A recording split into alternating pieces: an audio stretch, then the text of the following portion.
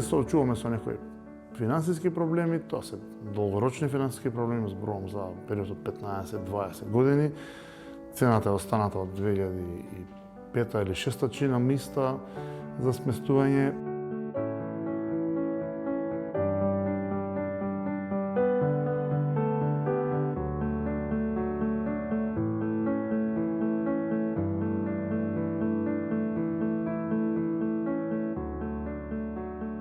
Долговите главно се направени заради ниската цена. Значи, таа цена не ги задоволува потребите за да можат да бидат рентабилни и финансиски стабилни домовите.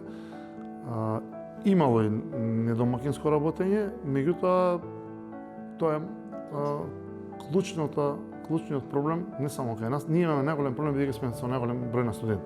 Заради тоа што ние се финансираме единствено од партиципација на студентите.